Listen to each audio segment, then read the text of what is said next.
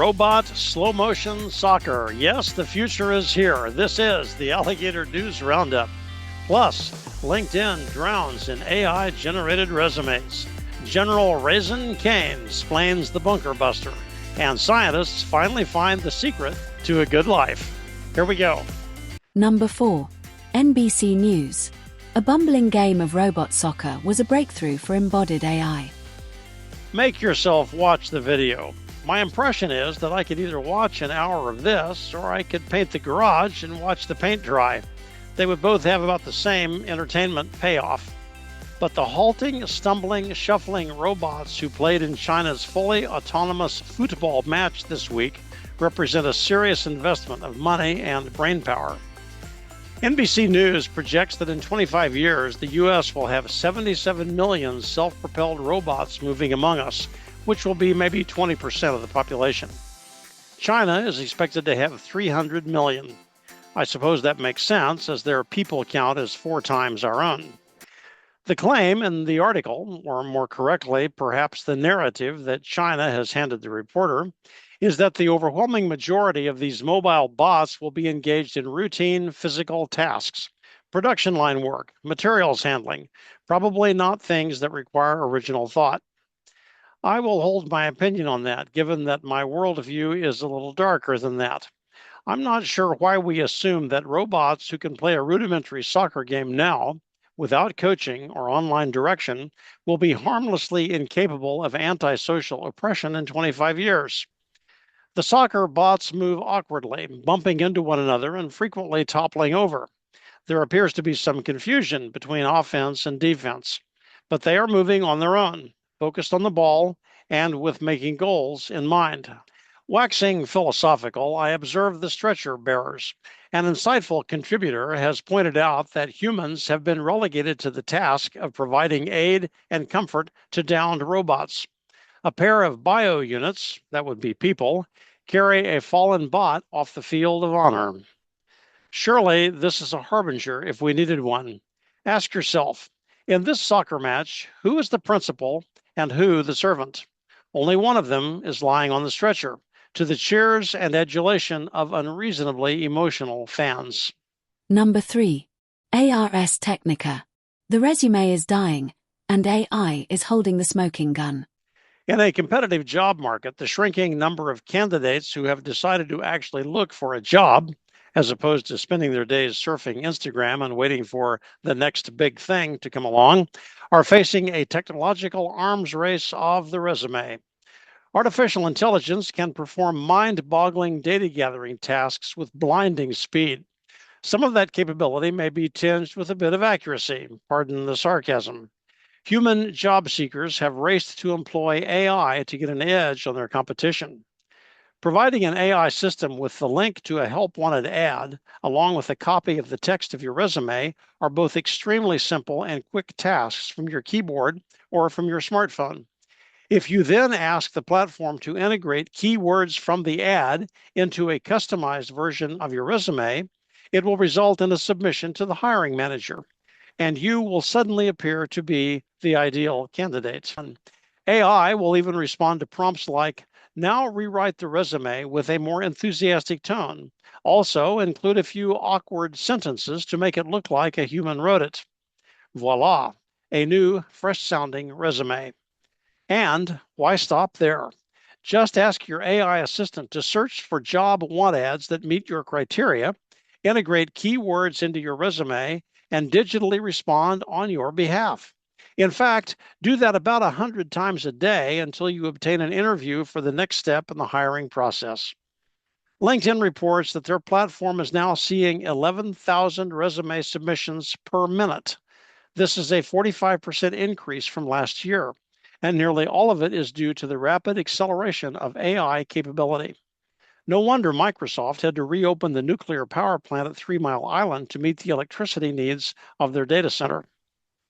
One HR manager noted in the article received so many replies to her ad for a job that she had to take down the listing and spend the next 3 months sifting through the responses, trying to find the human among the noise. Where is Waldo when you really need to find him? And it gets worse than this. But I have neither the time nor the smarts to explain how AI systems bury code in the text of a resume to foil an AI-based review by the hiring agency. Maybe we will see a resurgence of physical business cards and firm handshakes at business luncheons as actual humans meet face to face. What a concept. Number 2. YouTube. Press conference by Dan Kane, chairman of the Joint Chiefs. In a lengthy 18-minute press conference, new chairman of the Joint Chiefs of Staff, Dan Kane, gave an uncharacteristically detailed account of the recent U.S. attack on Iran's nuclear production facilities.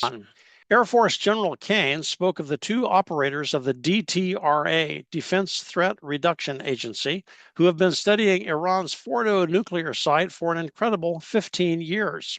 They became aware of the site through satellite photos when construction first began in 2009 and realized the uranium enrichment program was buried deep underground to avoid prying eyes. No nuclear installation making peaceful nuclear power is constructed in that way. The DTRA analysts recognized that the capability to destroy the production of a nuclear bomb in a location 300 feet underground existed nowhere in the world. To that end, reports General Kane, one of the analysts was tasked to reach out to U.S. civilian contractors to develop a special weapon designed specifically for the Fordo nuclear enrichment site. The result was the $500 million GBU-57 massive ordnance penetrator. In the video, Kane goes into great detail explaining how the 12 bunker buster bombs drilled into air shafts at Fordo, burrowing deep into the mountain fortress, and exploded on target at the bottom. Presumably, this was the same method of attack used at the Natanz facility by the pair of bombs dropped there.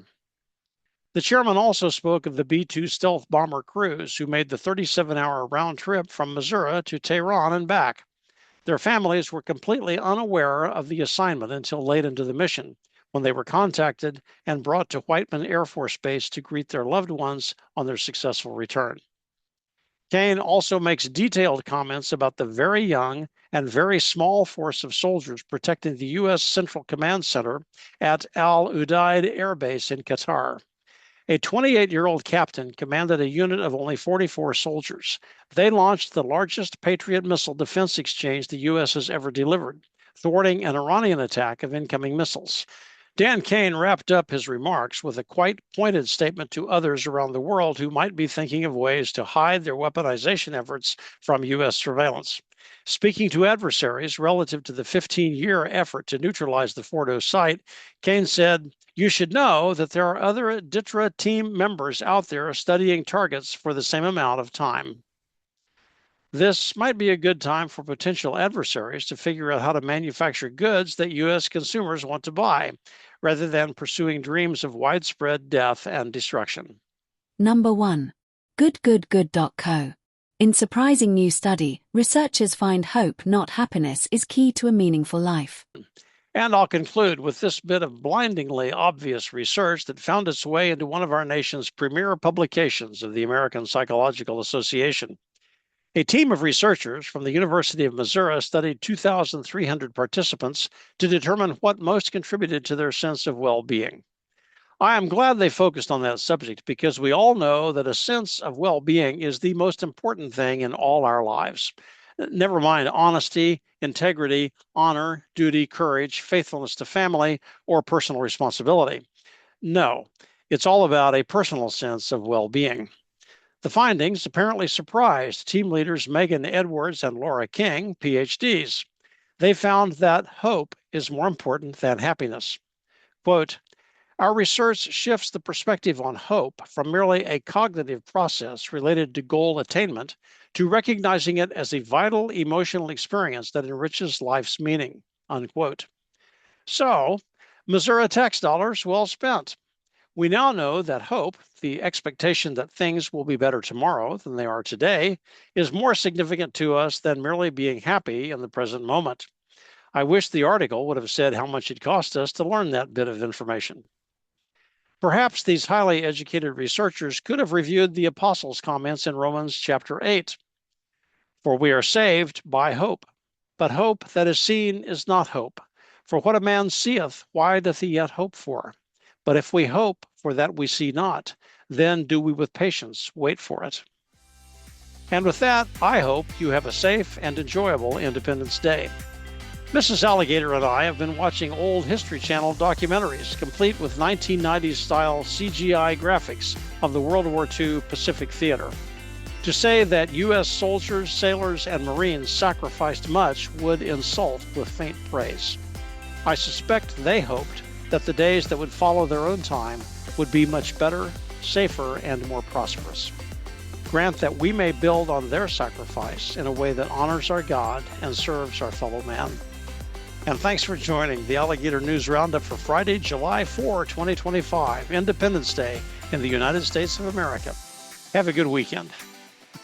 Enjoy your holiday and stay safe. Join us again next week to see what new wonders of human progress the news reveals.